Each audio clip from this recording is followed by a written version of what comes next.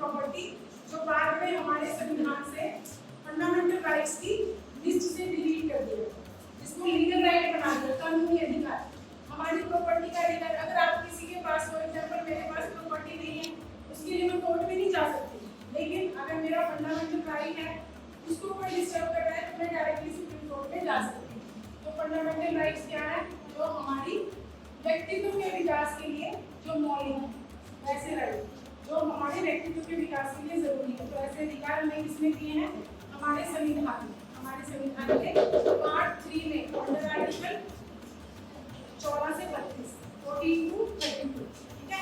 इसमें right to equality है, right to freedom है, राइट अगेंस्ट एक्सप्लॉयटेशन है, ठीक है, फ्रीडम ऑफ रिलीजन है, और हमारा रिट जुरिसडिक्शन जिसके अंदर हम कोर्ट में जा सकते हैं, हमारे कॉन्स्टिट्यूशनल रेमेडीज जिसको कहते हैं। तो इस तरह के हमारे अधिकार हैं जो हमें संविधान में दिए हैं। क्या होगा? उसको जुडिशरी इंटरप्रेट कर सकती है और उसको अनकॉन्स्टिट्यूशनल डिक्लेयर कर सकती है अगर वो पार्ट हमारे कॉन्स्टिट्यूशन के अकॉर्डिंग नहीं है किसी भी लॉ का, ठीक है। दूसरी बात करते हैं कि हमारा जो संविधान है वो वर्ल्ड का सबसे लेंथीएस्ट, सबसे ज्यादा लंबा संविधान, क्योंकि हमारे संविधान में जब स्टार्टिंग में 395 आर्टिकल्स थे, जिसमें हर एक जो हमारा जो प्रोविजन है डिटेल में डिस्कस किया गया था।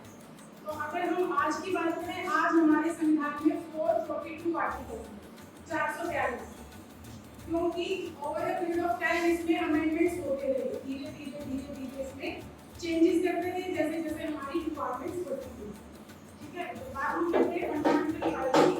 हमारे फंडामेंटल राइट्स हमारे संविधान में दिए गए हैं। हमारे संविधान में पार्ट 3 के अंदर तीसरा जो भाग है हमारे संविधान का, उसमें फंडामेंटल राइट्स दिए गए हैं।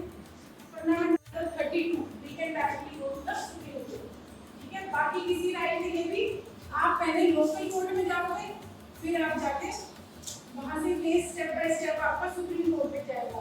लेकिन सिर्फ फंडामेंटल राइट्स ऐसे हैं जिसके लिए आप डायरेक्टली सुप्रीम कोर्ट जा सकते हो, ठीक है। आपको किसी लोकल कोर्ट में या किसी लोअर लेवल पे जाने की जरूरत नहीं है, डायरेक्टली सुप्रीम कोर्ट जाने का आपका राइट है, ठीक है। इसके बाद हमारी फंडामेंटल ड्यूटीज है। आपको पता है राइट्स के साथ साथ ड्यूटीज जरूरी है।